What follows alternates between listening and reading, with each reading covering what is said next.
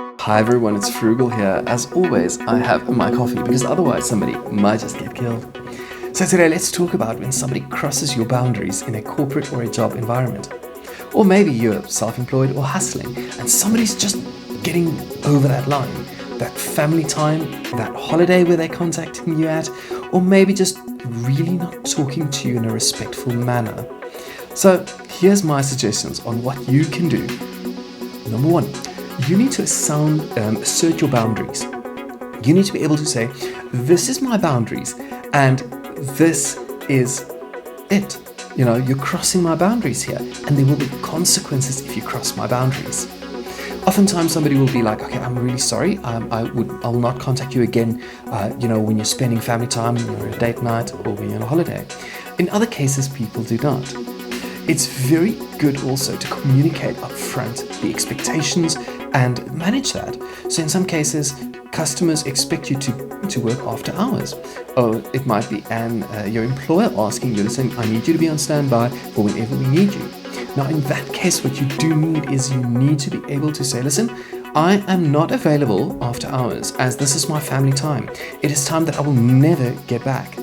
Unless you manage that up front with your customers and with your employer, they will start to expect it.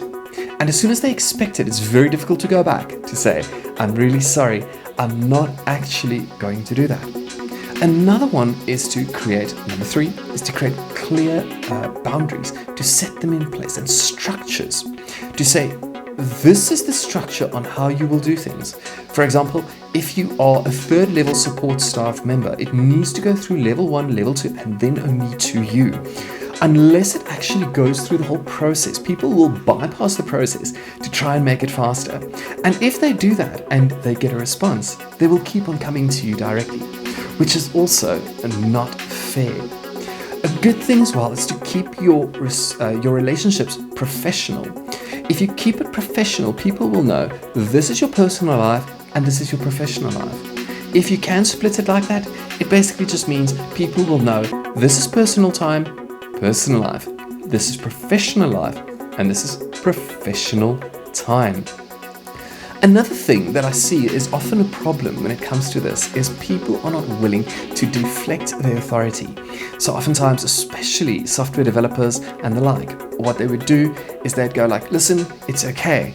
I can do it for you because I know what's going on in the business. I know what's going on in this business logic, so I'll quickly do that. But they're not actually willing to delegate it to somebody else to do.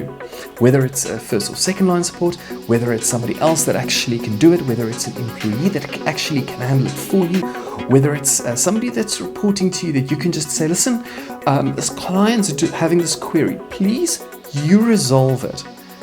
I'm not able to resolve it at this point. You probably can, but remember your time is precious. And the more you can deflect your authority and say, you go and do the work, you go and manage that, you go and handle that, the better it's going to be for you. Because in the long run, you'd be able to actually take on a lot more. That's so important that you can actually just say to other people, well, now you go and handle it. That's powerful. It's extremely powerful. So remember, you don't have to do everything. And when people cross your boundaries, you need to make it very clear. There needs to be consequences if people cross your boundaries. It might be that you just flat out ignore them. It might be that you tell them they've crossed your boundaries.